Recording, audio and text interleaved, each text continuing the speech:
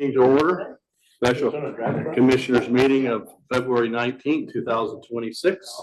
Let's all rise for the invocation, please. Let's pray.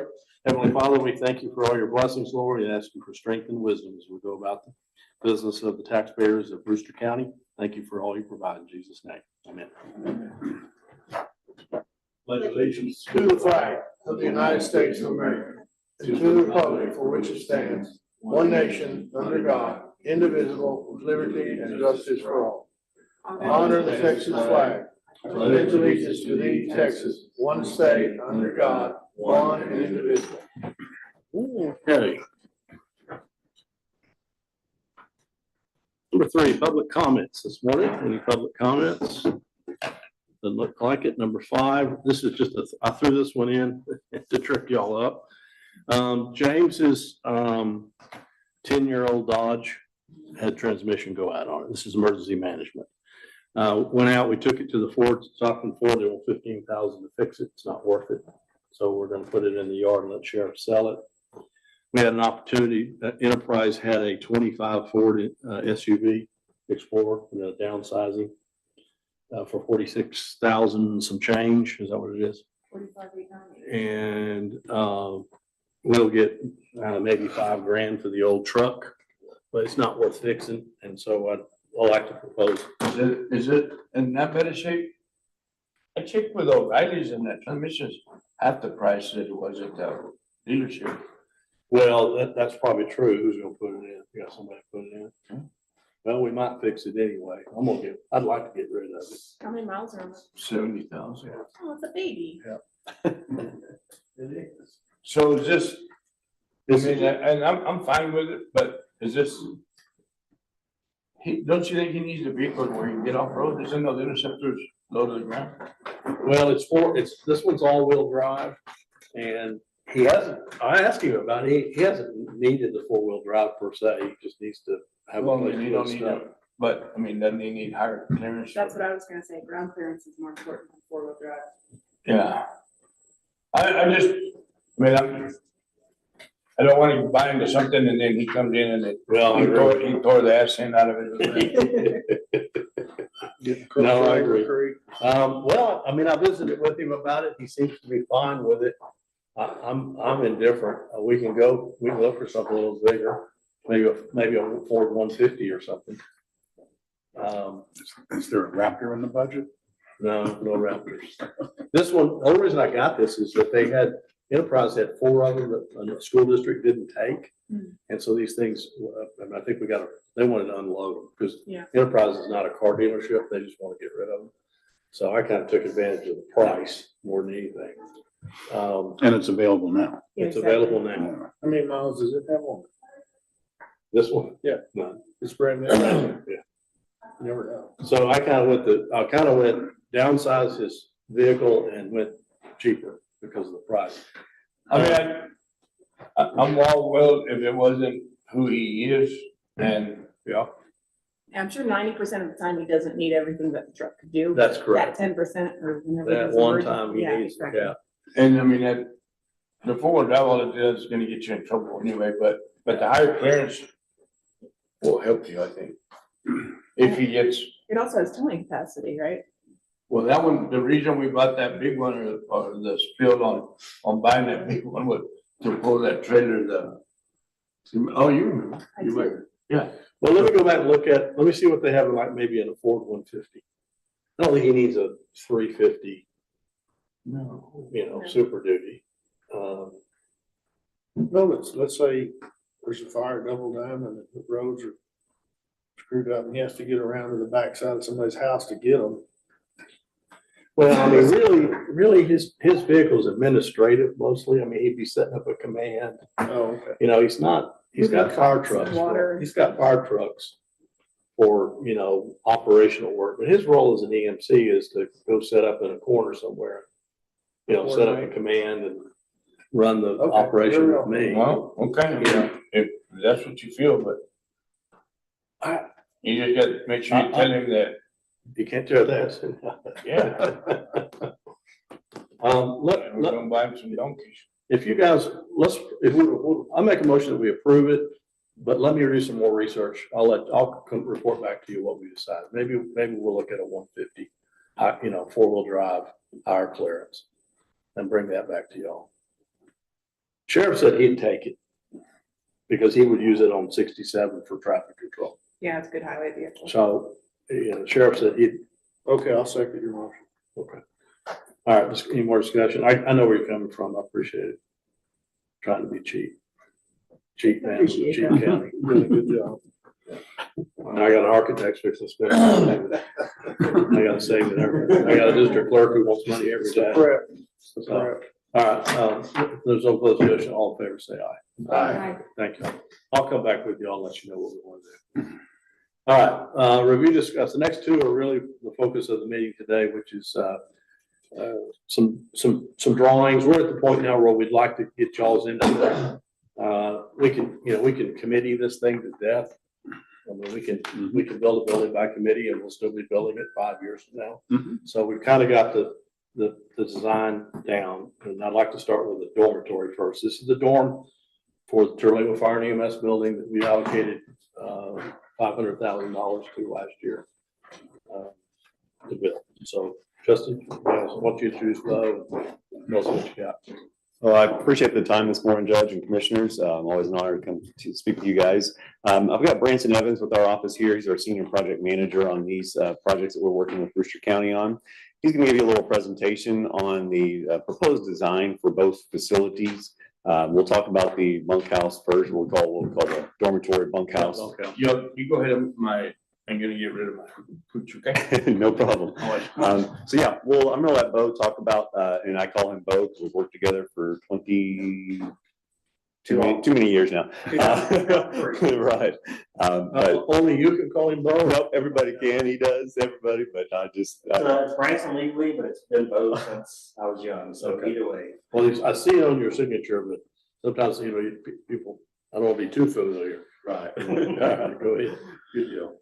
All right, well, we'll let the presentation here get pulled up real quick, and I do appreciate y'all's time today. We're gonna start with the Terlingua FEMS, that one. Yes, ma'am.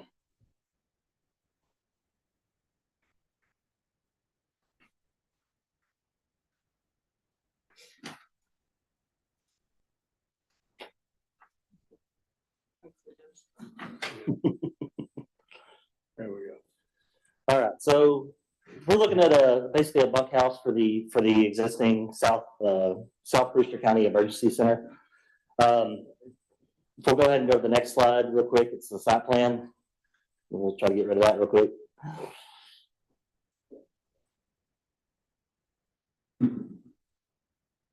It's unbelievable.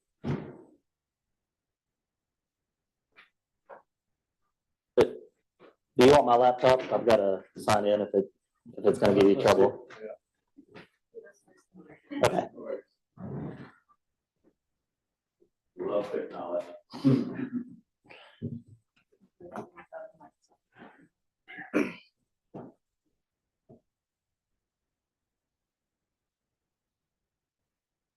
Justin, when did we do I know it was with Jeff when we did the emergency center, but when was that? That was, I think completed around 2008, 2009. About 16 years old. What's that? The emergency center down south. We opened it in 2010-ish. Yeah. Didn't we? I was there for it. I was way here. Yeah, while we're waiting on that, so I remember going to interview with Jeff, and it was the day the space shuttle Columbia exploded. And is that because I right? heard it on the way, and then pretty much I've been with Justin ever since. So Oh, wow. when we left Jeff and started level 5, I was like, yeah, I'm gonna just kind of follow you over there. So we worked really well together over the years.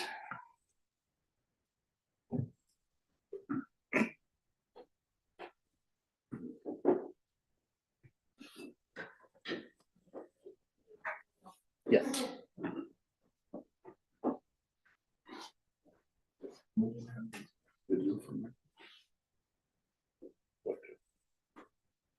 It's on the next.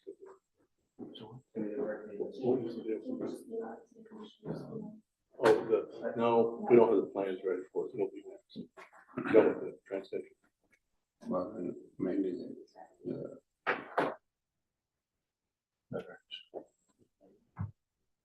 That's built into the train station design.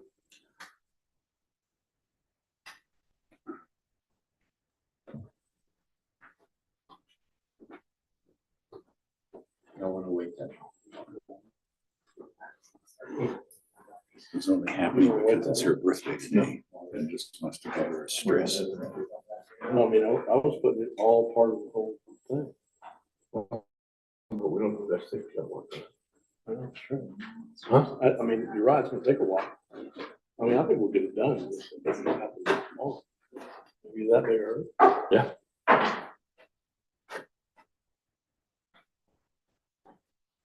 Well, we've been talking about it for 5 years.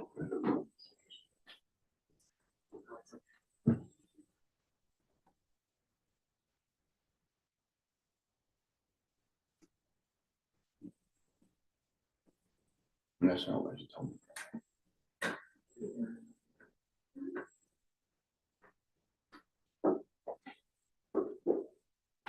Little song and dance. Yes, yes. In fact, we don't have, first, we're not powerful. I did karaoke a couple weeks ago, but that was about 2 glasses of bourbon in, so I don't know that we're gonna do that today, so, because I'm not good at it. Can she, not advance to that next page, or it won't let her do anything?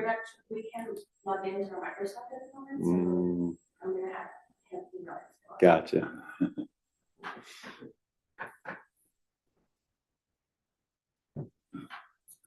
Fidget pen? Yes. It's lovely. And it sure spins. Yeah, nice berry. It almost makes me want to buy one, you know, whatever the pen company is, they send you one free sample. Yeah. And I go, oh, this is nice. At least this one has, a lot of times they have somebody else's name on it. And this is at least big Bend area law enforcement stuff. Normally it's a big financial company that they have it over. Okay. And, There you go, I'll put it in. But it, I mean, it does have a stylus on it. put it in. You mean have James research, you gonna do it? Stylus it too, yeah. You need that one year. I could bring my Apple pen too, it should work, right? Apple stylus. How come the trend? These are apples. No reason, I mean, it actually runs at low speed, just won't run high speed, so when you get out on the highway, it won't speed up. It runs up. Like the high gears out. You know, on my pickup, it's all electronic. Yeah, it could be something simple, you know how the dealers are, but that's what we got. I still, you think we ought to fix it and then sell it? I think we're fixing, give it to the road and bridge. We can do that.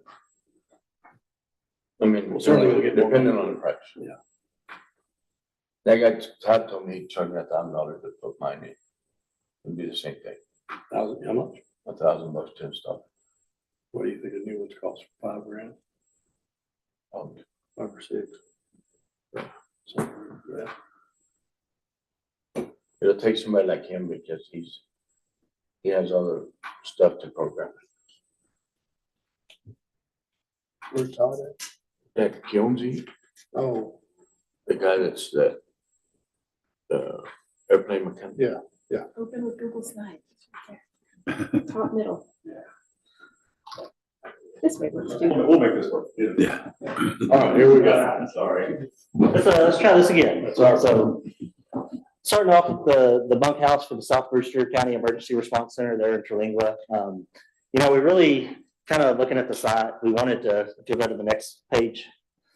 You know, we really wanted to kind of get that bunkhouse back towards the southwest corner, away from the traffic that's coming in and out of the facility.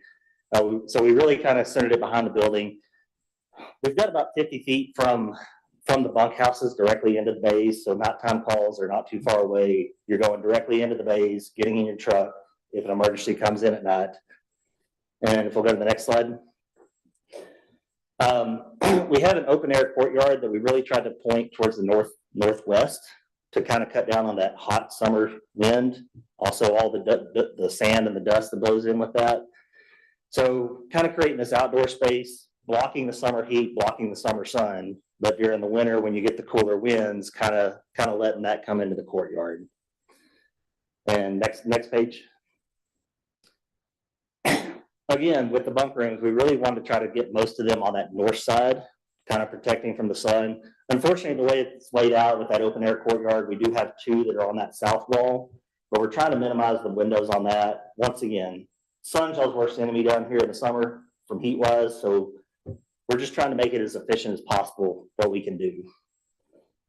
Let's go to the next one real quick. So under roof, we're about 1,700 square feet, and kind of running through these spaces. If you just want to keep rolling through the slides, I'll talk as we're going. Yeah, hang on, yeah. Sorry. Stop right there, that's good.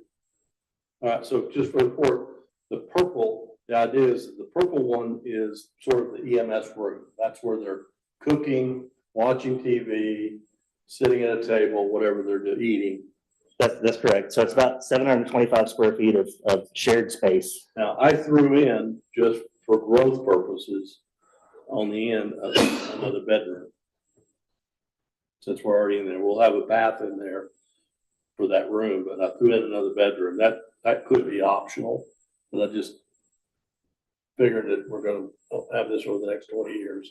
We may want that, visiting doctors, whatever it might be, sheriff's deputy, whatever. It's not meant to really be a full-time living space. And then that's one building. Then there's a walkway, and then there's just 4, 2 per building, 4 small, what I saw, even, hotel room size that has a bed and a shower and a bathroom. And just so you know, Judge, that 1 bedroom, we are going to need that bedroom because I have to have one that's handicap accessible. So that's why that one's larger than the other 4. Oh. So we addressed that through that, what I'm calling is the supervisor room. Okay. We address our handicap accessibility through that 1 room. Okay. So kind of breaking it down, like Judge said, the common space, I just kind of highlighted these spaces for you as we're going through, kind of giving you some data. Next slide is that supervisor quarters. It's about 220 square feet with its own private bathroom, completely handicapped accessible. And then on the next slide, we've got 4 bunk rooms that are about 183 square feet apiece, their own private bathroom. These are not anything huge. I mean, I've got a twin bed in there. I've got a hutch for them to hang some clothes, a nightstand. Realistically, you want them in there sleeping if they're in their room. If they're not, you either want them working or hanging out in that common space, taking care of things they're supposed to be taken care of. Yeah, I mean, that was the intent. I don't, this is not your apartment, your personal residence. It's a place to be when you're working. Exactly. We'll have a mini fridge. I'm not even putting mini fridge in there. The mini fridge there'll be a refrigerator in the main room. They can store it. Are there washers and dryers somewhere? Yeah, there's washer. Do we put a washer dryer in there? We do not have a washer and dryer, but we could go back and, Well, they have one in the main station Oh, so, okay. already, so I wasn't gonna add another one. but that's probably a good point because you don't want them doing their personal laundry there. You prefer their equipment they're washing in the fire station, but they're bringing stuff for a couple of days. Yeah, we've had that issue where it becomes the personal laundromat and it's not really the intent. So yeah, I think right now I just leave it in the station. It's meant to be used to wash uniforms and bunker gear. Really, it's uniforms, not all your personal 3 weeks worth of laundry. Okay. So on the floor plan, kind of pointing out between these rooms, we do have an open air courtyard that pretty much we're just going to put down some gravel and do some pavers to get to those spaces. Lots of plants, kind of some yuccas, things that'll survive in there, just to give it a little personality, maybe a place they want to hang out outside. The area between, it's kind of small to see, but there's a breezeway in between the bunk rooms and the main space. So that's an open air breezeway. It's covered, just kind of protecting the building. But that's basically your main access point.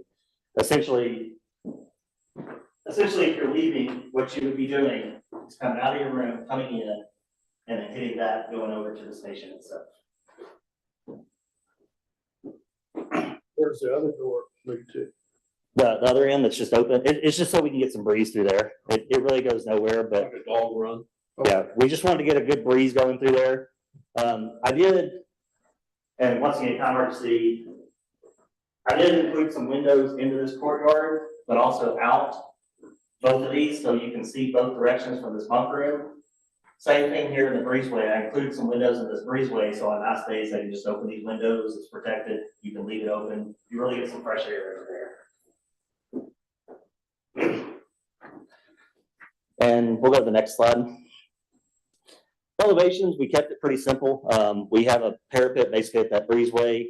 We've got a single slope roof kind of going back that creates a cover over those front doors. Nothing too much. You don't get a ton of rain down here, but I know when it rains hard. So we wanted to protect those doors, but really just kind of keeping the massing as simple as possible. I know down in Terlingua, you probably have a lot of people that are more residential builders. So we're looking at the skilled labor that's down there and what they can build. So we're really kind of focusing on a residential mindset here with this building. A shed roof, so that saves more money. Yes, sir. Again, standard construction method, just very similar to residential construction with wood framing, stucco, kind of trying to match that other building with some stucco and some limestone. Not too much limestone, just at that front entry is what we're looking at. Didn't you look like sit panels at one time you mentioned it, or that's not the technology they have there?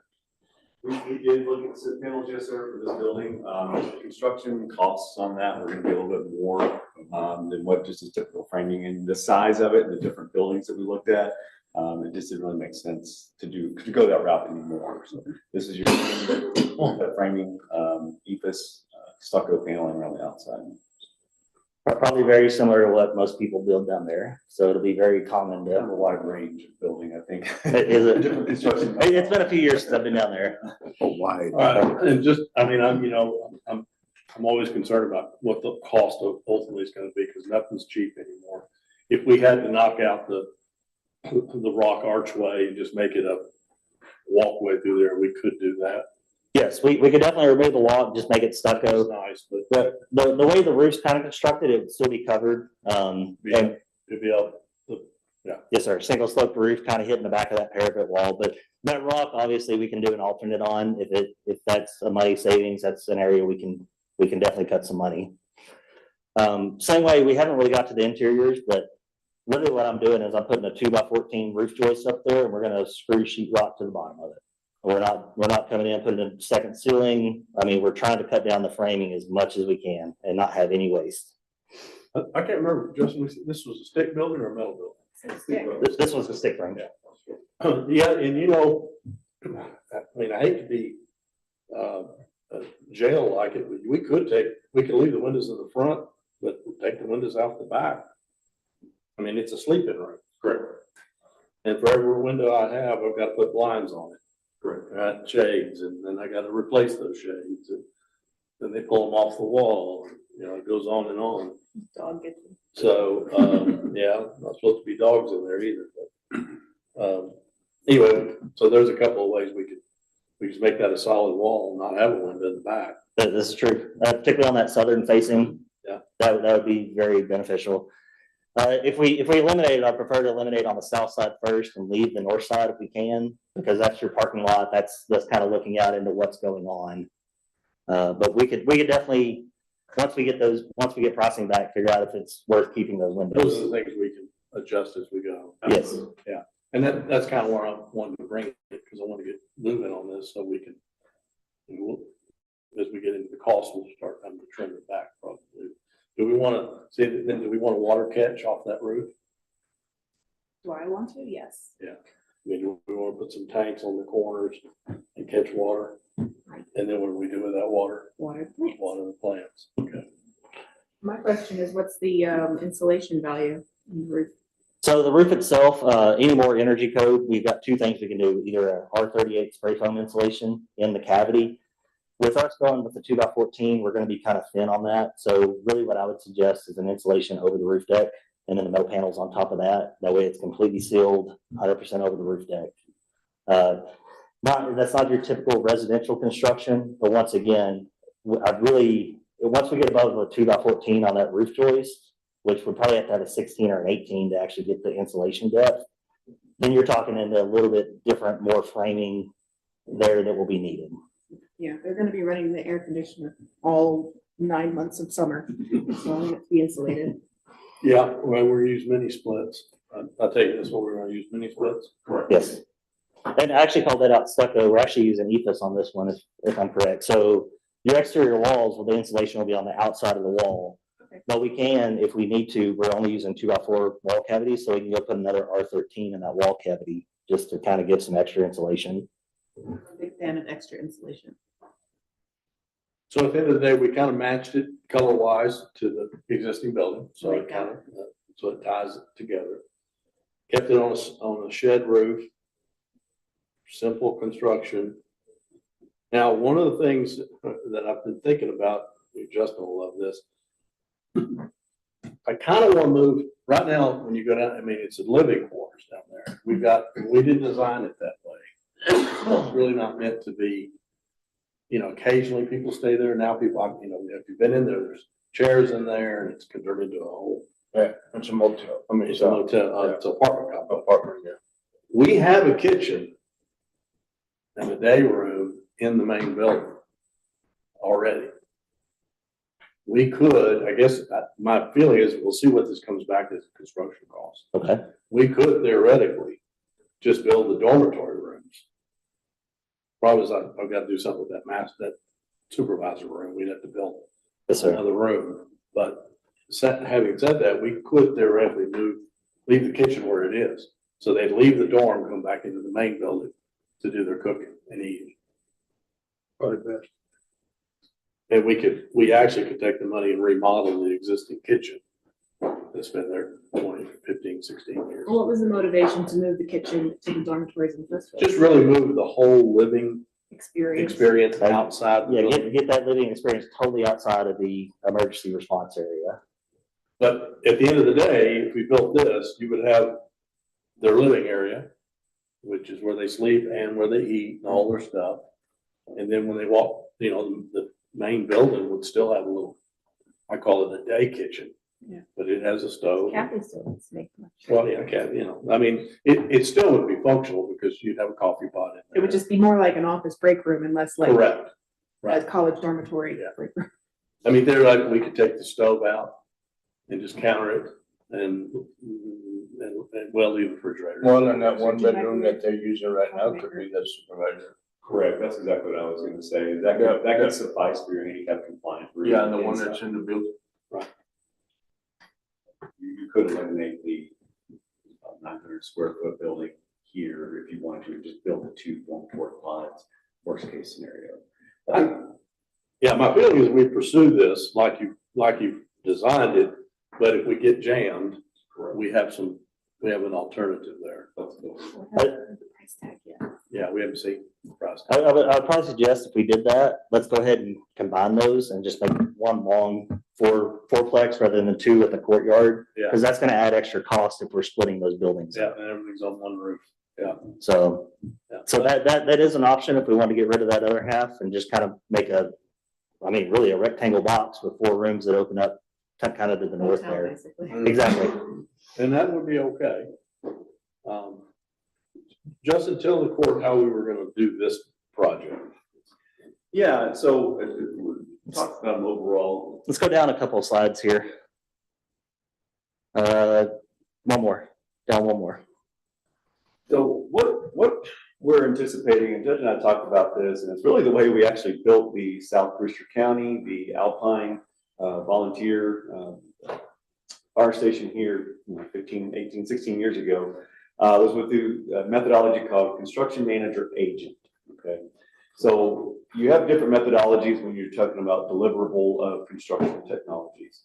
You can do design build, where you hire one contractor to do all the design, all the construction portions of it. You can do traditional design bid build, where we as the architects, we design the full plans, we put it out to bid to 10, 11 different contractors, and we take the best bids back. That's kind of a gamble sometimes because you don't know what the budgets are going to end up being. The next methodology is called construction manager at risk, where you actually hire a construction manager early on in the design process to help you maintain those budgets, give us some budgets early on. We get schematic design right now. I can probably tell you we've got a rough cost of what we feel like this building's going to cost. The construction manager has day-to-day detail that can tell you exactly what things are costing right now. The best way to describe it, as architects, we look at historical data for construction costs, which obviously in the last 5 years, you can throw that out the window. I mean, the way Yes. inflation's gone. So some of our historical data is not accurate. Contractors are looking at prices every day. They know what a wood stud costs. They know how much all this costs. So their pricing is a lot more accurate than ours in that regard. Which is why we advocate for the construction manager, bringing them on, helping control that pricing from the start. Right.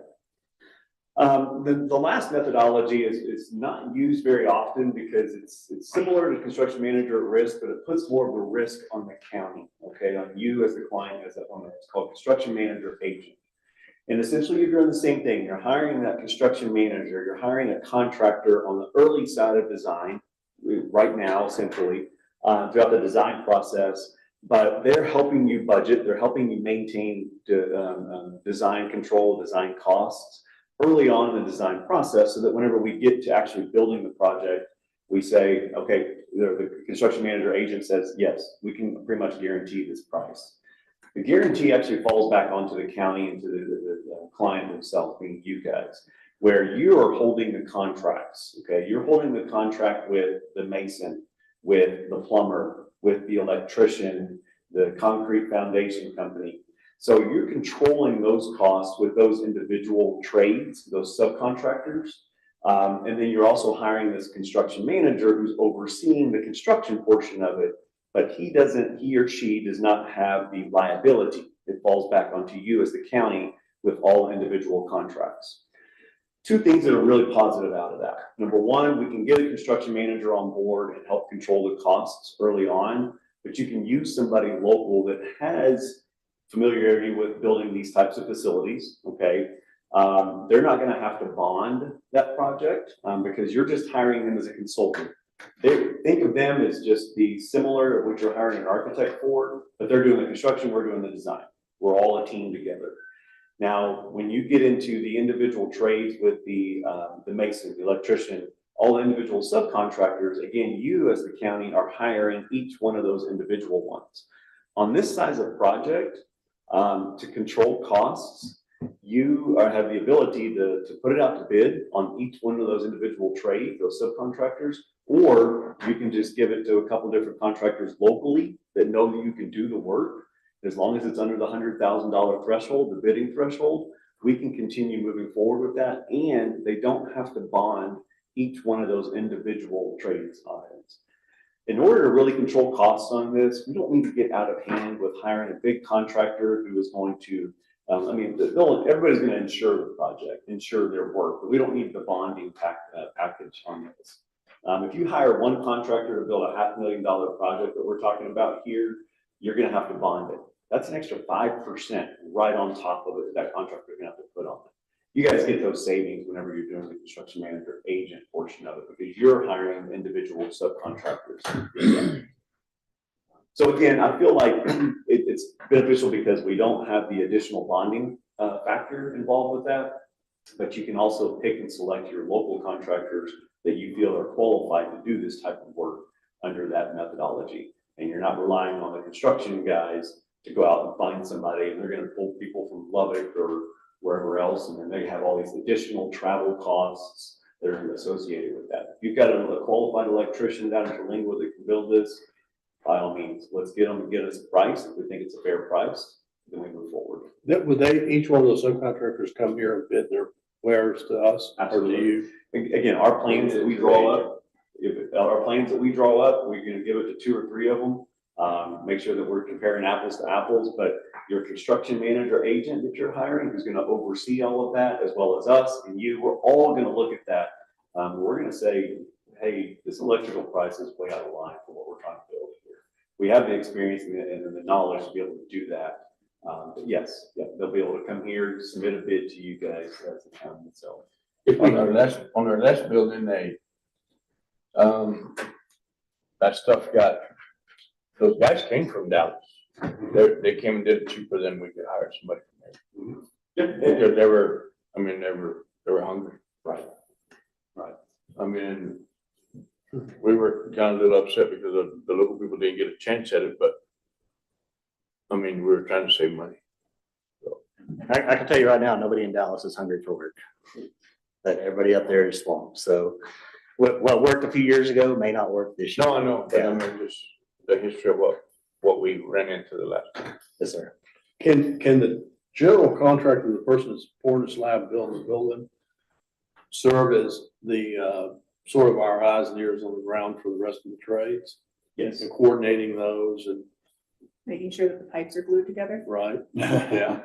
Well, that's what they do. So they would be our, Your construction manager agent, who again, they're the contractor person that you're hiring. You're hiring just them as consider a consultant. They're not swinging hammers and nails. They're a consultant that's overseeing schedules, overseeing timing. They're also inspecting the job on behalf of you to make sure that everything's getting done properly. And then you also have us that's coming out there. Before we close up any walls with sheetrock, we come out there, we inspect everything to make sure all your electrical lugs are tightened, plumbing, all your pipes are glued together, soldered together. We're kind of this triple threat here to overseeing each individual one of those trades. so do we hire the construction manager first? And then they help us go out and they're You can do the involved in, legwork, I guess. they're helping us pick the contractors? That's correct. Yes, sir. Yeah. We'll hire the construction manager agent first. If we want to go that route, I would suggest we do that pretty quickly. Whether we advertise that like an RFQ, or if you have 3 or 4 locally that you feel comfortable that can handle it, let's bring them in. We can talk to them, we can interview them, we can get their fee proposals out of that. Again, that specific line item is underneath that $100,000 threshold. Plus, they are a consultant. Just like you hire us, we are hired based on qualifications, then we negotiate fees. That you do the same thing with him. You feel like you get the best qualified construction manager, you discuss your fees, you all agree upon that, and then they move forward with that. Could we be the construction manager? You can, yes, but that's a lot of additional work, that gets put back on you guys as the county itself, so. My suggestion is you hire somebody else to kind of help you during that process, because you are going to be managing the paperwork side of it, right? All the contracts, all the payments. When we get a payment each month from the electrician, all the individual sub trades, they go to the construction manager first, they come to us next, and then we go to you guys. But y'all still have to write 16 different checks every month for those individual trades. I mean, my feeling is that down south, we can find somebody to build the walls, pour the concrete, and build the walls, put the roof on. We can find somebody to plumb it, and we can find somebody to wire it. So that's pretty much it. I mean, then there's a masonry thing if we decide to go that route. And I guess the masonry includes the stucco wall. So yes, the ethos. So in my mind, I'm trying to figure out, why do I need a construction in this job, not the other job we're gonna talk about, in this job, why do I need a construction manager? To make sure that it gets done right. He's Trades the one that, He's gonna be there every day. he's gonna be the one that makes sure that whoever you have nailing it, nailing. Yeah, but that's not the same person that's doing the, nailing and, Not the same person. so there's a construction manager and then several trades underneath it. But that's gonna be a cost right there. Yeah, but that's, What's that usually run? Something like that, you're talking about 5 to 10%.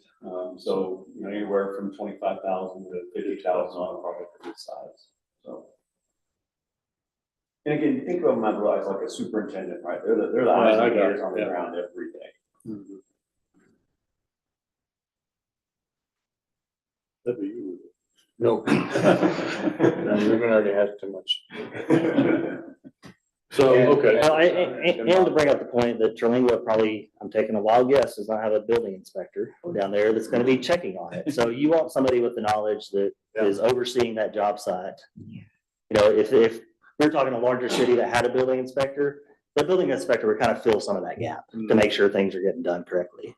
Really, to my mind, we have a little bit of a problem because we're gonna need skills that we have to bring from outside, but then they're gonna be dealing with problems that happen in Terlingua in South Brewster County, things don't come on time, the truck got lost on its way to Terlingua, stuff like that. And I'm not sure how we can find a person who embodies both of those ideals, being able to manage the Terlingua mayhem and also having the skills that maybe someone from a bigger city might bring to the table.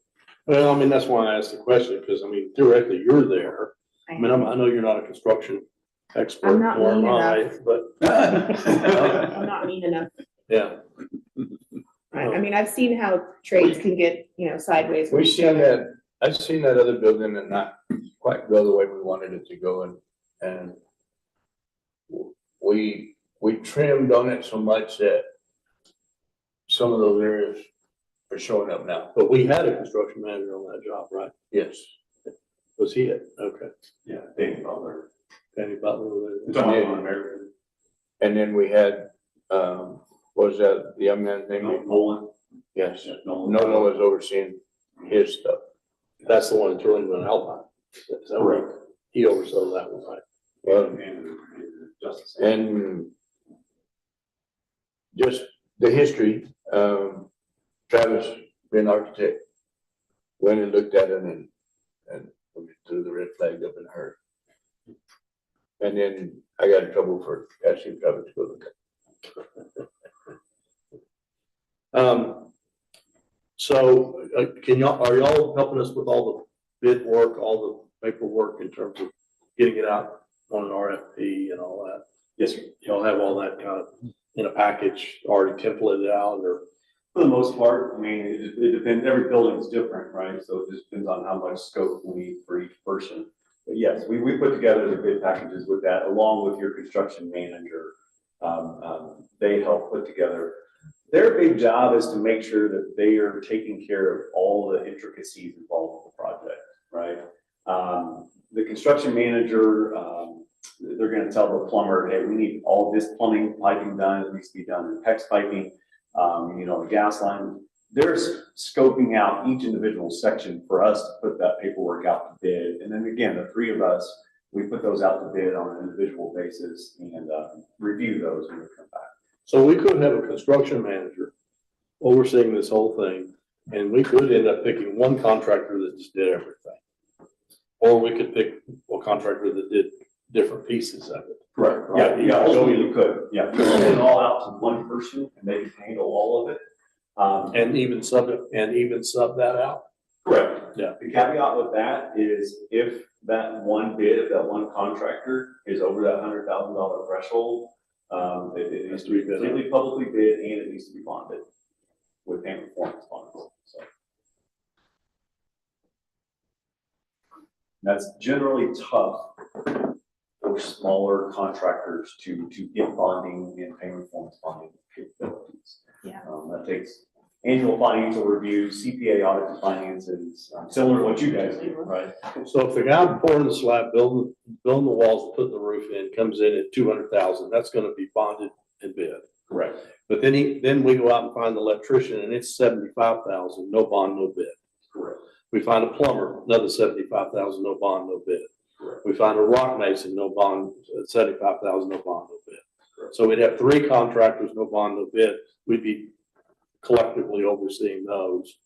And then the guy building the walls and the slabs, who is a 200,000 job, would be bonded. Correct. And then there's a construction manager overseeing all of that. Correct. We could technically, break that down and we could just get somebody to build us the concrete slab, pour the concrete slab. That's generally a different person than your wood framers are gonna be, right? Mm-hmm. So you can hire that one directly. Again, as long as it's under the 100,000 threshold, hire your framers separately, 100,000 threshold.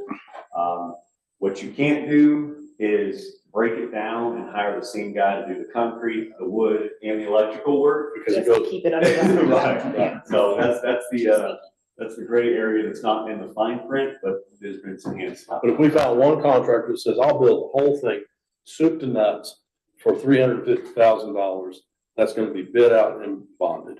Correct. Yeah. Yes. I mean, I think for this kind of job, there's enough trades in our area that could build this without, but maybe at the end of the day, I mean, we'll put it out to anybody that wants to bid on it. Yeah. Somebody out of Houston might come in and stay here a month and build it. I don't know. Right. Take a nice big bed vacation. Yeah, exactly. Well, you know, the contractor that's bidding on the, Jesus lot, they're, you know, I don't know. They may have an interest in, they're already gonna be having crews down there. I don't know. I'd love to give it to local contractors across all of our platforms. I mean, just keep it local. But But, and that's the advantage of CM, and I called it as advisor, but agent. Y'all have a say over the subcontractors. If we go CM at risk, y'all really don't. If it goes out to bid, we don't have any control over who those subcontractors are. Because they're gonna give it to their lowest subcontractor that they've got a relationship with, and y'all lose all control of that. And that's why he's at risk though. Yes. That's why that stuff came from outside because they were following him. That's correct. Yeah. Yeah. I mean, I worked with Danny Butler, obviously on these projects, I worked with him for 15 years before he passed away. And that's just where he had his own Yes, crew. electrician, he had his crew, followed him on every project. Yeah, that's really Well, what do y'all, I mean, I guess I want to see if we can get this job done well under budget or under budget or at. I still think that the supervisor for us is a way to go, the only way to do it. Let me scroll back up a couple slides if you don't mind. Just Construction manager agent. one thing I do want to point out, go up one more. Kind of the schedule on this, you know, we're really looking, with this project being so small, we could probably get it done at the end of April. We'll talk about the schedule on the other one. It's going to be more mid-July because that's a lot larger building. Right. But I do think there would be some cost savings if we did one CM agent for both projects at the same time. But that would slow this one up in order to do that. Well, That makes sense. yeah, I mean, if we could hire the same person, they can not start working on this one, because again, we want to hire them early on in the design process also, so that we'll talk about compressor blocks on the next project, but if we can start sourcing some of those materials early on in the design process and get a lead time on it, we've built buildings with compressor blocks before. They just take a long time to get that material stockpiled. If we're going to use that, let's get that done. Let's start working on those materials early in the design process. That way, by the time we do get to construction, they're not waiting on bricks to be made, they're just laying bricks. So I feel like we can hire the same person. They can start working on this as soon as we get the plans done. And then doing the construction piece of it. And then while we're doing the design of the visitor center, they can work on that. Well, it's going to be much more incentive for that person to take both jobs. I It's going to be right there anyway. I mean, I think you're going to be a little bored building the residential, but you'll stay pretty busy with that visitor center. So you could do both. They're only half a mile apart. Correct. So it makes sense to try to bid them to one construction manager. I think. Correct. So if we, and again, we help solicit those construction managers. We put the paperwork out, we put out an RFQ, and we get whoever wants to be involved with that. Get some solicitations back in, we review their solicitations, but we would put it out for both jobs. And probably for both jobs as a package deal, because that's more enticing for somebody to really come down here and do that. All right, Court, once construction actually starts, what's the thought timeline? You don't know or think? Well, the full 1,700 square foot building here for the bunkhouse, that's probably a 6 month, it depends on when it can start. Sure, Can't sure. work concrete in August, around here, so it's gotta be a little bit different time period. But, yeah, I think it's about a 6 month time period to do that done. We could have plans done in April, Right. get started on that pretty quickly, be done by early fall on the bunkhouse facility. We're also gonna tear down all that shed, get rid of all those fifth wheels that we have. There's gonna be a cost to that because we've got all that crap piled up back there. Plus, we've got a septic tank we're gonna have to look at too. That was my question. Correct. Yeah, this would be on tying into that septic Tying tank. into the septic. Correct. Which I'm gonna guess has to be expanded. Correct. Yeah. Correct. Yeah, we're adding 5 more fixtures, 10 more Yeah. fixture units. All right, so where's the court's feeling on this? Do we want to start, well, I guess what we need is an action to proceed. And we're still gonna go out for bids and we're already into this architecturally. Does the court still want to build this facility? Do we want to get started? I mean, I'd like to get it going. We've been waiting 2 years to do this because. Let's go down one more slide. Audits. Just for our budgets here, just kind of so you know where we're at. We're looking at basically $250 a square foot, so $460,000 for this building. Plus our architectural fees, design fees, 55. That puts us about 41. I do want to point out that does not include any fixtures, furniture, any of that information or any of that stuff. Y'all will be providing that after the fact. Right. So That 481 includes the construction manager fee. Correct. That's all in. That would, the construction manager fee would be an estimated cost of construction. So I still gotta put blinds in there, beds in there, Outside friendly lights. refrigerators, that's correct. dishwashers, dining room table, chairs, okay. Well, that's 20,000 just like that. So that gets us to 500,000. So that's reasonable, and we may cheat a little bit on some things, windows and walls, you know. Okay.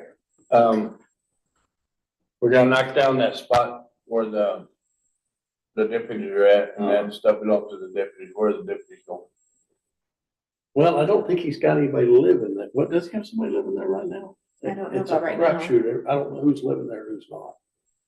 I don't know the answer to that. I'll find out what the sheriff wants to do. We can move that fifth wheel somewhere. No, but going back, when we started talking about this, we started talking about, Oh, about having an apartment for him? yes. Well, that started really adding to the cost, and well, per the sheriff, he doesn't feel like he needs that anymore. Okay. And I'll triple check with him but he's got housing leads. And he does have, I think he does from time to time have somebody living in one of those fifth wheels. My guess is that we'll end up putting that sheriff's deputy in one of these rooms, or in that master room, before it's all over with. Would be my guess, or leave the fifth wheel there and pile it up against the bill. I don't know the answer to that. Because really adding to the cost is the problem. How many people do y'all normally have on rotation for the EMS? There's 3 on each shift, For each shift? so there is actually an extra room technically.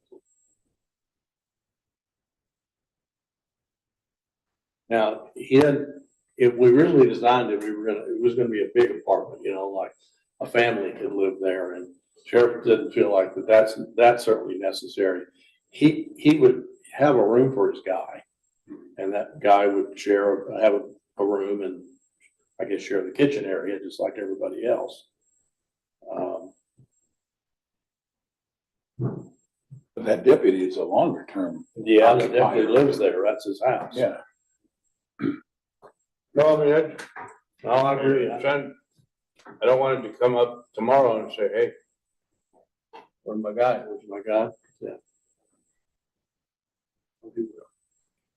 Anyway. How many mini splits does this require?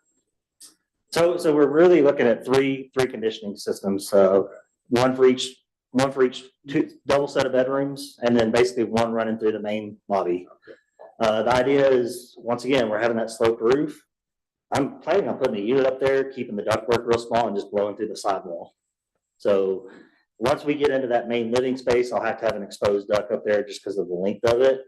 But those bedrooms, we're just gonna blow straight through the sidewall and call it done. Well, would I just be better off putting one per room? That way, if I lose my compressor, I don't lose both rooms.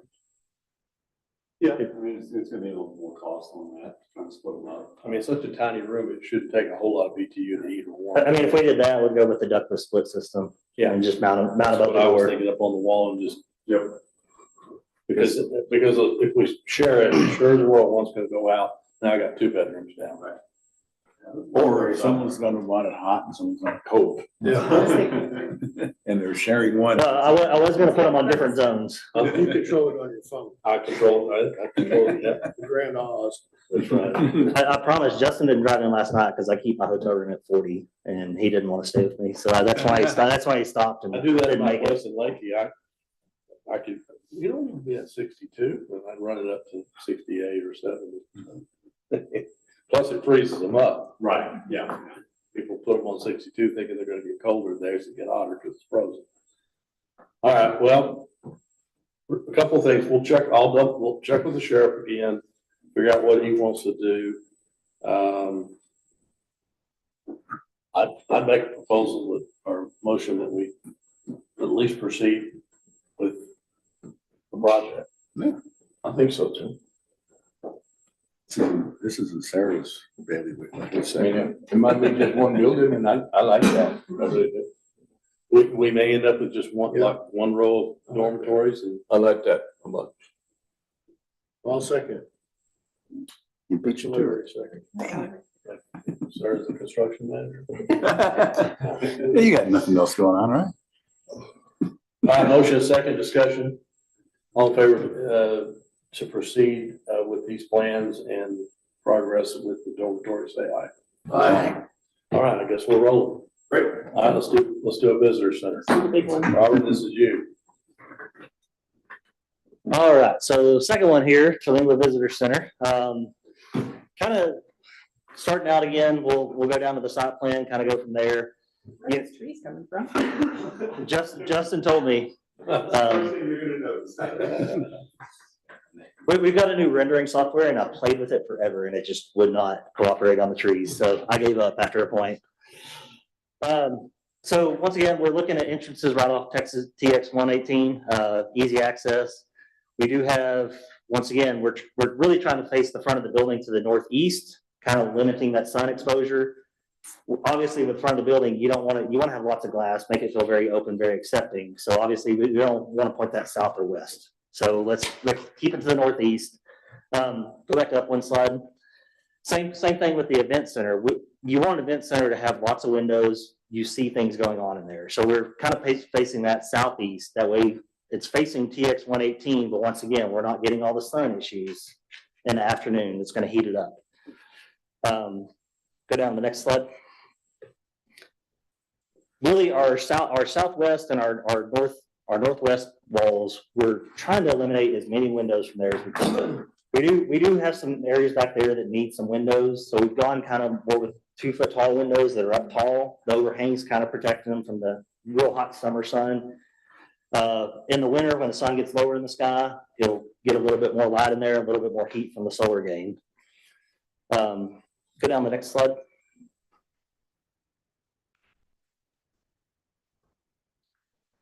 We did, right as you come in, we did provide some parking for some pull-through for buses, larger travel trailers, things of that nature. Easy for them to just pull right in, kind of start parking. If we go to the next slide, we have ample visitor parking. I did throw an EV charging station in there. They're getting more popular. It's also a way for the county to make money. You charge it. I mean, you put a solar panel up there, you charge for people to charge their car. It's easy money to come back to the county once it's in. Found out last night that the Red Patilla Center is on some website as a public charging station. Is it really? Yeah, that's- Plug in. I would rather if we got paid for that. Yeah, and there's a lot of people that do. I mean, I looked at buying I'm from Arkansas, and I looked at buying an office up there at one point, and there was not one in downtown Springdale. I was like, I'm putting one in if I get this office, because people make a lot of money off of them if you can put them in. Look, one thing, that long strip is just for the Shaded part? The shaded part, that's actually an easement to that well back there. So we're proposing an easement to that. And then if we go down to the next slide, we do have some dedicated staff parking in the back that's kind of away from everything. Nobody should be taking that. Probably not a ton of staff in there, but just enough for them to have their own parking spaces and not worry about fighting people. So what's the standard width of an easement? Is it 60 feet? what's for a The pipeline. smallest you can go down, this is just a water line, it's a water service line coming from the well all the way back to the processing center. So, smallest you can go is 20 feet, you need 10-foot clearance on each side. But we're giving it 50 feet on this one. Okay. Just to give them enough space. I mean, there's no building that we'd ever build on top of that. And honestly, I think that's where it's at. I don't have a survey to tell you exactly where it's at. We're fixing to get a survey and we're gonna get it, the pipe, Yeah, they'll mark it, they'll locate it for us and everything, but it's all pavement, it's all parking anyways around that. I know the general location of where it goes, but that's what we're calling out. but our only risk is that we chip seal that parking lot, which we'll do, I'm sure. And 6 months later, we have to dig it up because there's a leak. Or they have to dig it up because there's a leak. But we tear up our parking lot. I just need to build in some language that says if they tear it up because if they have a leak, they have to fix it back to its Just need to make sure that's in our documentation. Who's saying?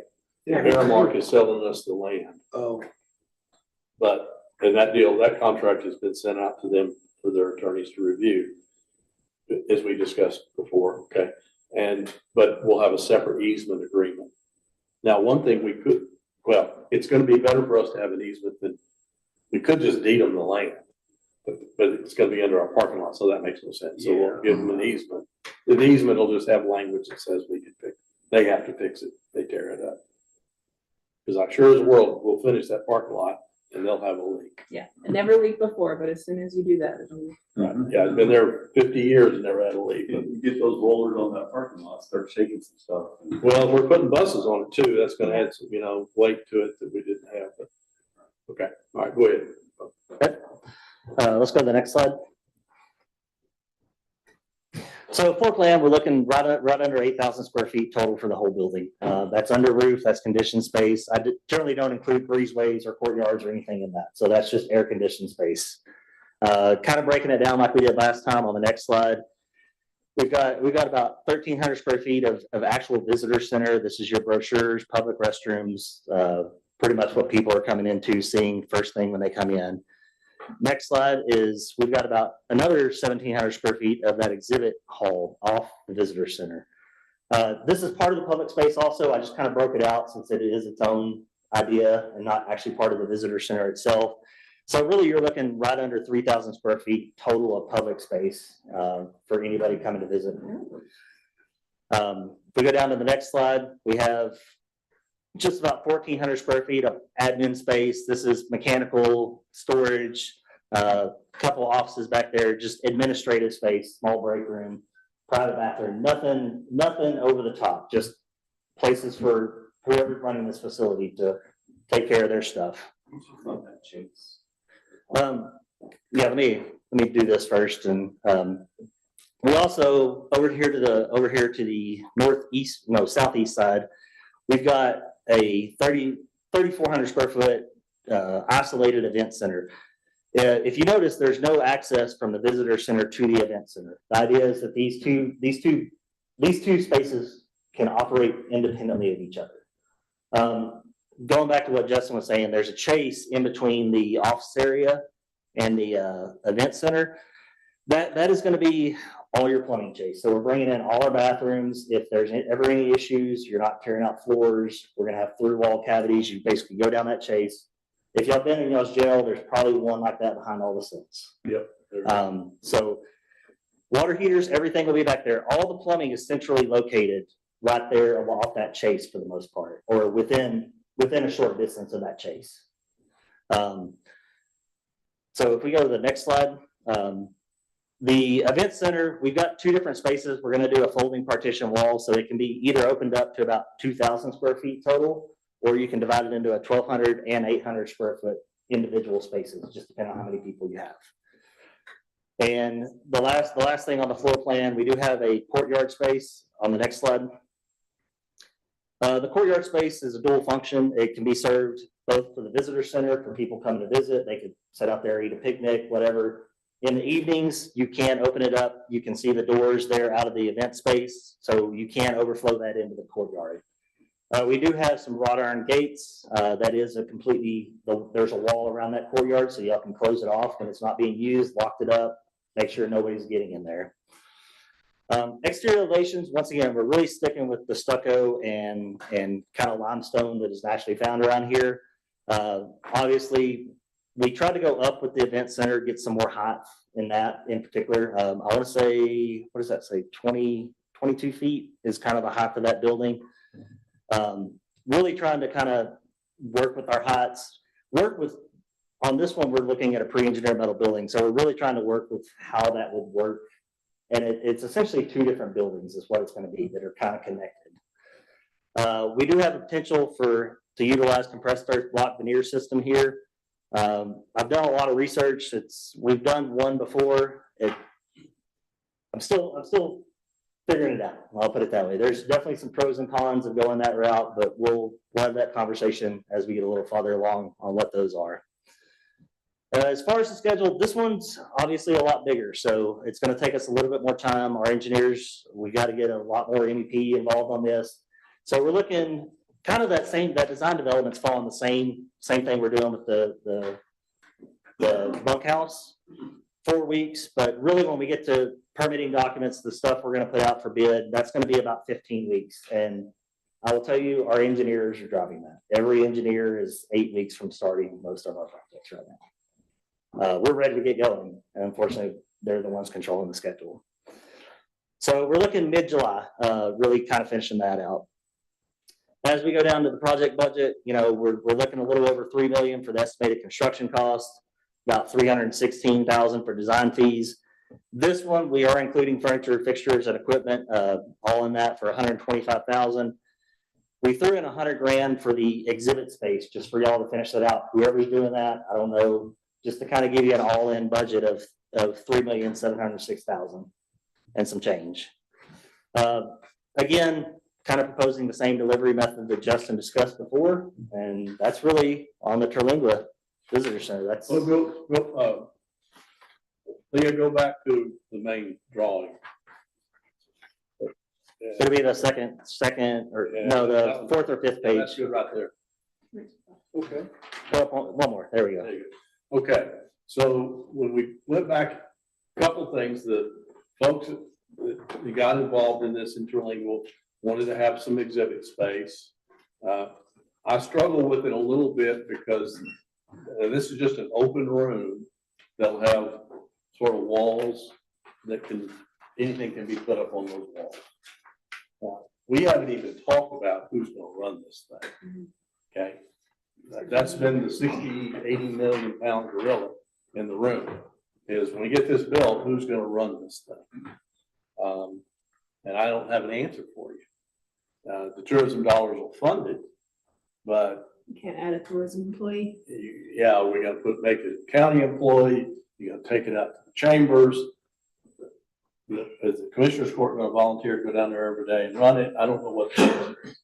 But the exhibit hall they've got grand plans for the exhibit hall, which would be all kinds of things, Big Bend. Art and artifacts. Correct. We intentionally said, okay, Red Patil has been there 25 years at least, maybe 30 years, 25 years anyway.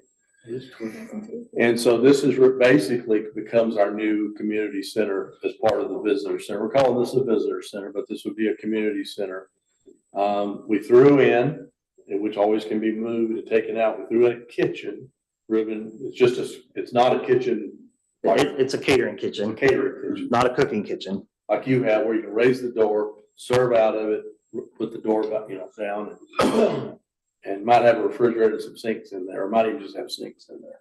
So you bring the food from the outside, serve it, go on down the road. Great space for the judges and commissioners meeting every year and any other events that might happen. And it would effectively take over for Red Patil's been doing all these years.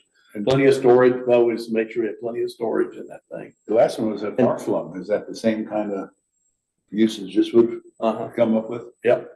And we did double check it, Judge. We are about that 3,000 square feet that other facility is. So we didn't really go up in size from what y'all currently have. Red Patil is 3,000 square feet. That's what we got on Google Earth. About 2,800 square feet total. I think we're 32 here. So, I mean, we went up a little, but we're not talking massive. Well, and that one's got outgrown fast. Yeah. I mean, my thought would be we'd take that Red Patil Center when this is done and get rid of the red box, and put the health clinic in Red Patil. Red Patil Health Center. Red Patil Health Center. So this price is about kind of where I was hoping 3.5 million. You're at 3.7, but We've got some. it's you're right. Yeah, I figured so. We're doing metal building because y'all mentioned rammed earth, but I thought we got rid of that idea. So we've had a lot of discussions throughout committees and stuff over the last 18 months about using some natural materials, using some energy efficient materials. The superstructure of what we're proposing of this facility is pre-engineered metal building. A kit of parts that we can ship and order out of Houston, have it shipped over here, bolted together on site, right? That's how we're gonna build the structural piece of it. How do we enclose the walls? Well, we can use some of the rain earth blocks, compressed earth blocks, to do the exterior walls and the veneer of it. They provide good thermal massing, but we still have to have additional insulation above and beyond that because our energy codes don't recognize compressed earth block. It sucks because it's a great material, but they just don't recognize it. So yes, we've got it built into our cost to utilize some compressed earth block around the perimeter and some stone around the perimeter. That's what we're anticipating. We can get rid of that, go to some more simpler traditional materials if we wanted to. What about those styrofoam blocks? Do they work? Yeah, they do. They do. Again, energy codes don't recognize those as a valuable or a viable insulation material. It's just more of a veneer material, and that's what it is. Like I said, the compressor blocks are great. You can locally produce them around here. I know that we can mention there's a gentleman, construction arts that's working down School there. of Constructive Arts. Yes, thank you. They've got machines down there. They can make them down there. I'll talk to them. You know, they can make the product here. It's a great material because it's a thermal mass. It's really holding in that heat during the winter from that sunshine and baking on it. And it's keeping it out there in the summers. So we can utilize that, though I still have to do more insulation on the interior of the building. And it's not a structural material by any means at all. So. And my research, the best use of compressed earth block is if we don't have to have that insulation, because then you're radiating the heat or the cool from the block itself into the building, kind of cutting down on your system. So if we're doing the compressed earth block, having to put a wall behind it and insulation, we're getting no real value out of that compressed earth block as far as energy concerns. We're talking open trusses, kind of like what the Marathon Library did, where you put the ductwork is just visible up in there and open. Yeah, especially in the exhibit, in the exhibit spaces and the event center, just have them an open, kind of an open industrial look, because you've got all the metal that's gonna be up there. We'll paint it, all your insulation will be at the roof deck, so you'll have that R38 insulation at the roof deck, and then your roof goes on top of that. So above or below that, you can just be open trusses, open steel, painted all, open ductwork, and just nice industrial facility. Now, the visitor center itself, I'd like to do something a little bit different, bring some ceilings into that, because acoustics wise, you're gonna be in some tighter spaces there. I'd like to get that a little bit lower. Acoustics is an issue at the Reptile Center. Yeah, very much. So we want to make sure that doesn't occur. Yeah. Correct. Right. And we've got plenty of things that we can do to combat that with soundboards. And again, placing some insulation in the exterior walls too. That'll help quite a bit.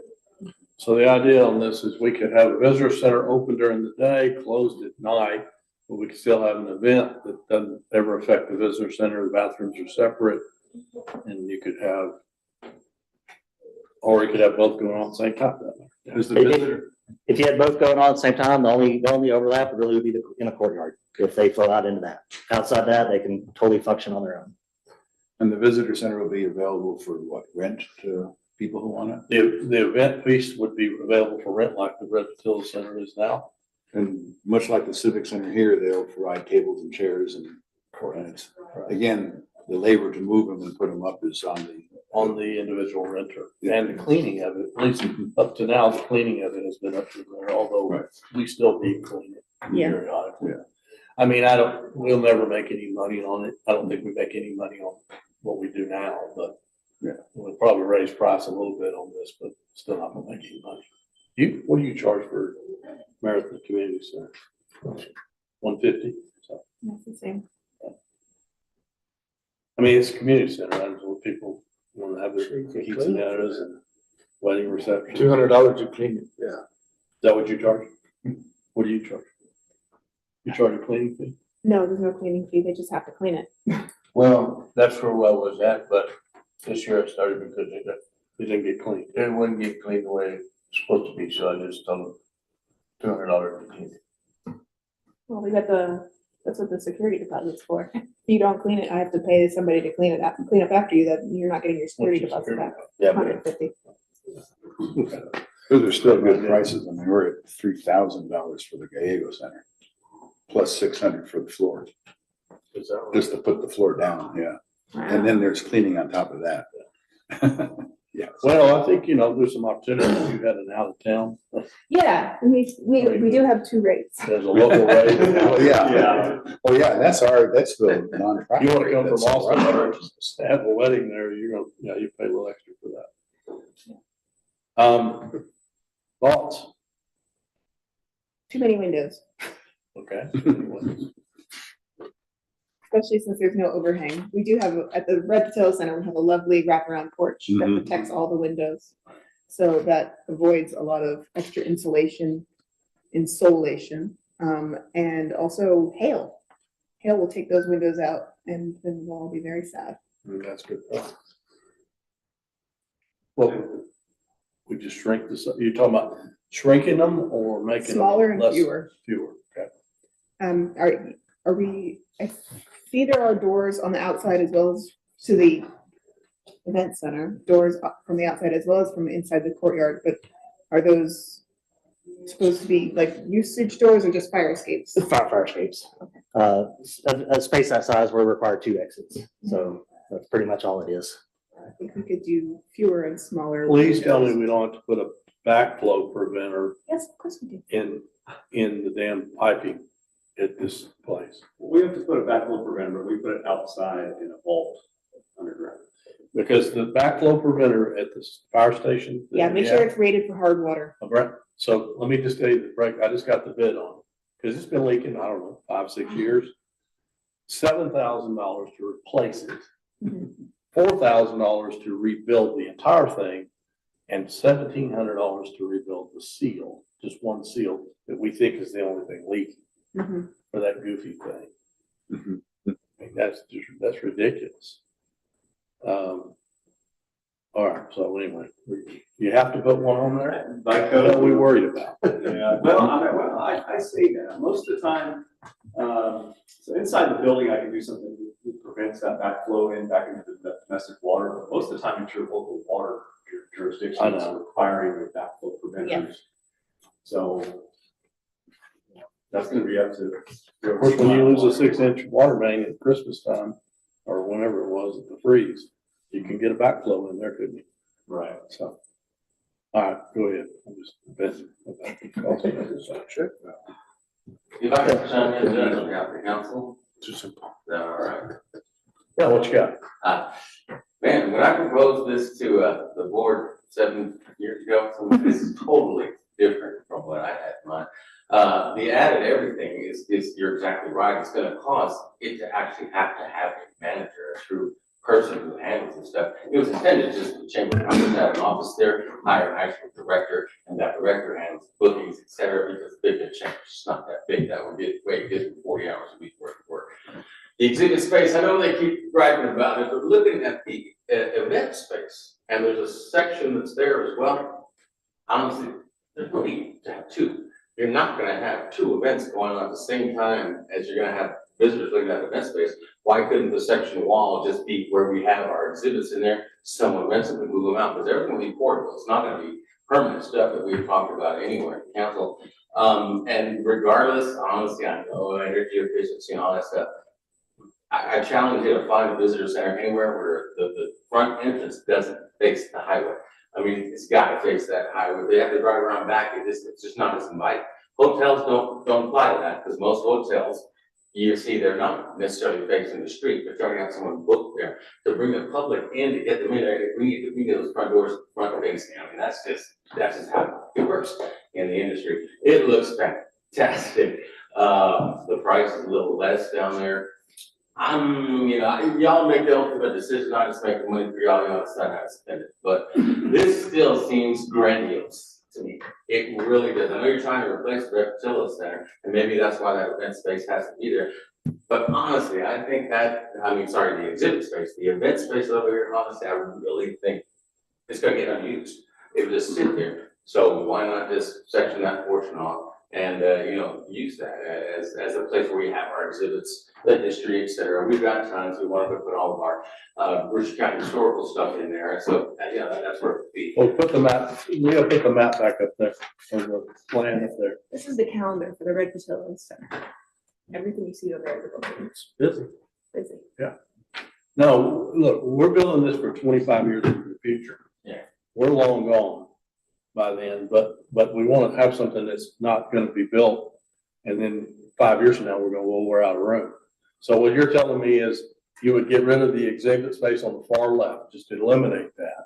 And then I don't see that it's necessary. And make exhibit space on the bottom half of the meeting facility? Yeah, this area right here, we have a section here. You're able to have two events going on at the same time. This would be your event space right here. No need for that whatsoever. If it's wrong, I don't really tell this used a whole lot, but, and also there has to be entrance from the visitor center over to this area. I don't think separating that, you know, we can shut the doors and lock the doors and if there's a night event. But the whole idea is to get folks in here, give them information, and then keep them there just for a minute so they can take a break before they head into the park or go to their accommodations. And then also, you know, bring them into the event space. Hey, take a look at stuff over here. We'll have, oh, we've got tons of stuff. There is in storage, so we put up there and take pictures and stuff. Before they go to San Elena, we've got all kinds of stuff. Well, that's not a big deal. They can walk out the front door and then go right into the exhibit space. Yeah, right. I mean, Yeah, that's not a right problem. there. That's all covered. That is all Covered. It's all covered. Yeah, so there we go. Yeah, it looked like it was an open area. But, yeah, everything else looks great. 2 offices here are perfect right there. One would be for my folks, you know, the actual physical event staff. Because the idea when I proposed this whole thing is nobody knows that stuff. You know, and I know that's difficult because we office up here in Alpine. It's a contentious situation because they don't see us.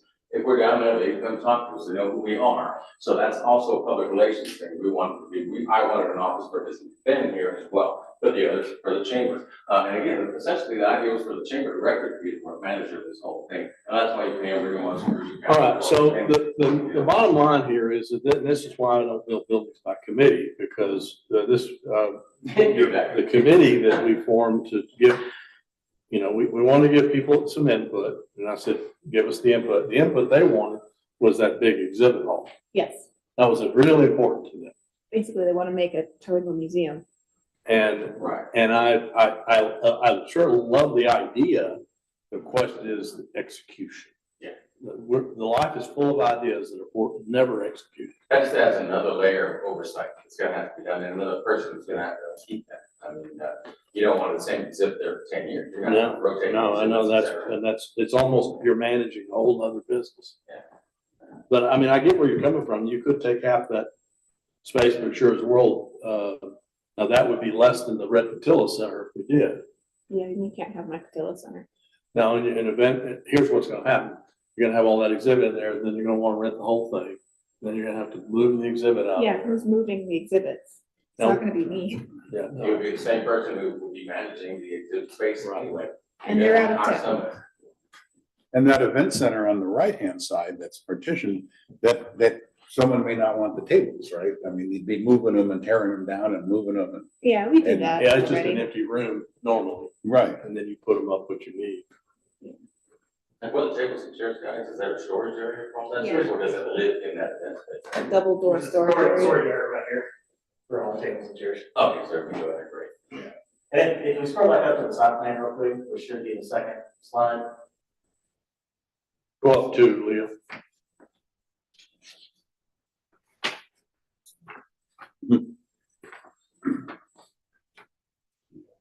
She's there. She's there. There she is. Go up. Go up one more.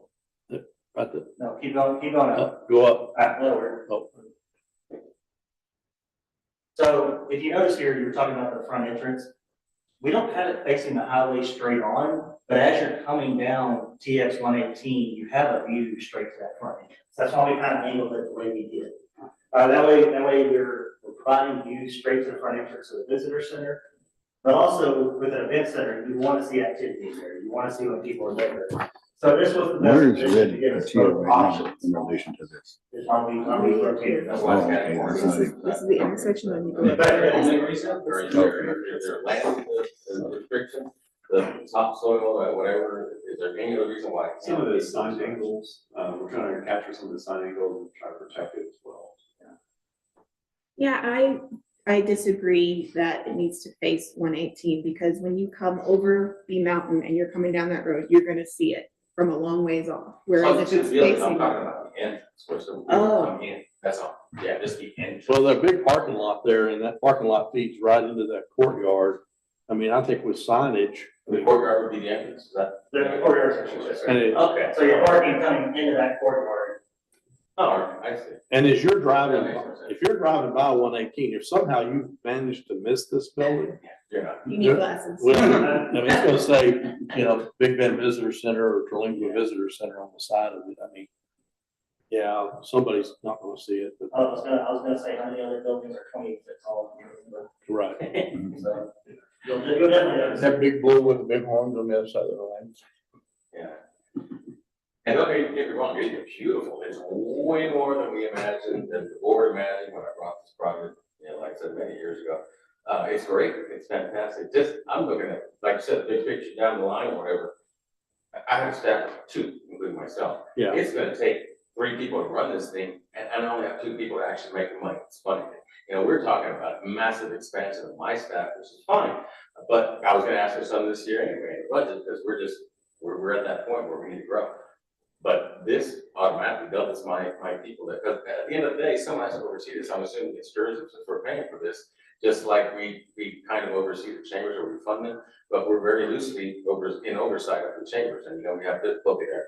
This, I'm assuming I will be the oversight person of everybody who's running both of the 2 business centers. Well, I had the same worries you do about the actual operation of it.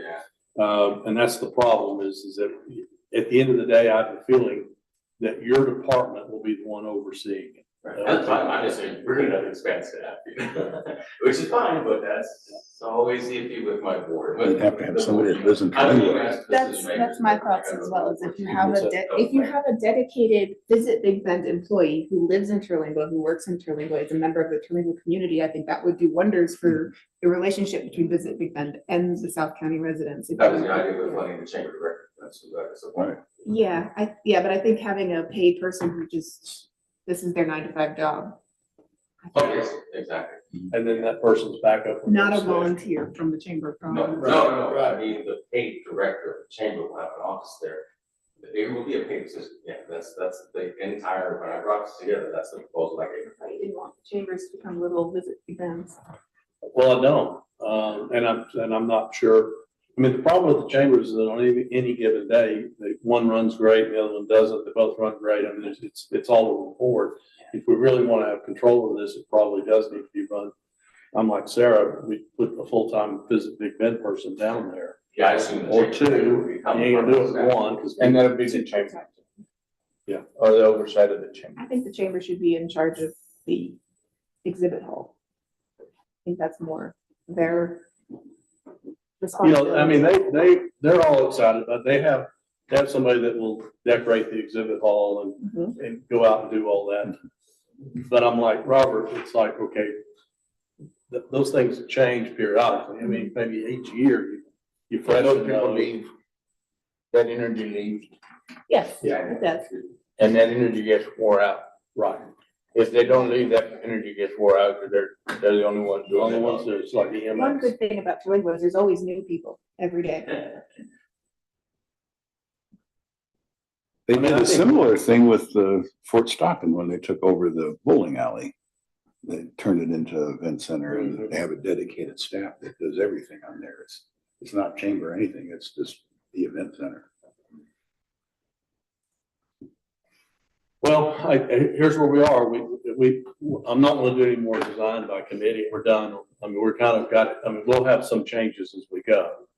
But this is kind of the picture, because I mean, I could spend $3.7 million. It's not going to get any bigger. than this. Redesigning it. Florida never getting one. Yeah. So, As far as building. yeah, I think we can continue to have a discussion about the exhibit hall. And I think it's something we really ought to have fairly nailed down, because. Yeah. It's fine with me. I'm just forewarning you, there will be staff increase, you know, I mean, that's just part of the game. We're gonna have that. I'm gonna have that more people, and they're gonna be under me. And I think we'll be all right. Now, let's talk about how we're gonna pay for this. So the Marathon Business Center, which is not in the agenda today, but will be coming shortly, is right now is the train station, which I think is a really neat deal. However, I'm figuring 3.5 million and 1.5 million, but it may be 2 and 3, somewhere at $5 million. All of a sudden, I've said this to you guys before. We've got $2.5 million in free cash in our reserve. So we would pay 2.5 million in equity. We're going to borrow the other 2.5 million on a tax anticipation note for no more than 7 years. I don't want to saddle the county with a bunch of debt, and we're going to pay it back as fast as we can. I mean, super fast. So that means the county budget for tourism is going to be dedicated for a few years heavily to debt service. Yeah, we start marketing meetings Tuesday, so. And so, yeah, what we're gonna spend on going to shows and is gonna drop, and particularly if this comes online, it's gonna drop some more because you're gonna have to fund these people. But I think this gives us, in my mind, this is a local way to take tourism dollars and put them back into our local economy. That's the whole purpose of this. And it gives us a visitor center, it gives us an event center. I think that is what we should be doing with our tourism dollars. Not that we shouldn't market, but I think we can also put money back into our local community. Signage, visitor centers, trails, remodeling the jail in Marathon, things like that, the train station, all of that helps our community. Honestly, going to Plano for a trade show doesn't help my community, except hopefully it brings people to the community. Well, yeah, why else do you market though? Well, and that's the whole idea, and I'm not saying. For things like this. Yeah, I'm not saying we should market, that's. No, I know that, but that's the reason for marketing, to generate Can you money. do it? We got a whole bunch of money, or we have money that we're supposed to spend locally. We took it from nobody coming to everybody wanting to stop now. Yeah, the local people wanted to stop. Not mine. That's all. There's some bright spots here. There's a possibility that Big Bend Natural History Association might be interested in running the visitor center, or because they would have the bookstore. There's a possibility we could put that concession out to them and let them run, because that's what they do. Mhm. And they're a 501c3 nonprofit, so they might be, I'm not saying they would be, but they might be interested in contracting the visitor center piece out. Now, they would get the benefit of the retail store sales, but they move a lot of trinkets, treasures, and trash. Now, people come in and buy books, and hats, and patches, and posters, and all that sort of thing. Does about- T-shirts. Well, they do about 1.1 Hats, about sunscreen. 1.1 million in sales every year, just trinkets, treasures, and trash. So that may be an opportunity, but we'll need to look at it. Yeah, that'd be great. That's every visitor center sells stuff, yeah. We don't typically have other streams of income, but, it's always a possibility things change. The guy in Marathon that have Lena print, he's crazy. He's doing well. Yeah, they sell a hat at Big Bend Natural Association. It's got the javelina on it. They sell like 27,000 of those last year. Hats, #1 seller. I mean, I get it. Right. Anyway, back to this. I guess my motion would be to, let's go ahead and start proceeding. We've been waiting on this for 3 years while we got our audits done. Our audits are done. Now it's time to move on this. People are wanting to know where our visitor centers I'll are. make a motion to move forward. I second. All right, discussion? I do want to talk to you about something unrelated to the visitor center, but on the land. I don't know if you want to take that offline. Or this meeting's already gone pretty late. Yeah. Yeah. Let's do a love conversation. Okay. All right, motion, second, no discussion. All in favor, say aye. Aye. All right, we're proceeding then. Great, we'll proceed We forward. get built for 150,000 will be perfect. You need to shuffle. That's your fee. How much do you That's your fee. How much do you want to cut out of it? All the windows. Thank you, guys. Thank you all very much. We appreciate it. Thank you All guys so right, much. the next one we'll have will be with the train station. Yes, You're- yeah. they're- I'm spending the afternoon out there kind of doing some documentation so I can really wrap my head around what it's going to cost. I've actually pulled on a historical preservation architect to partner with me on that as well.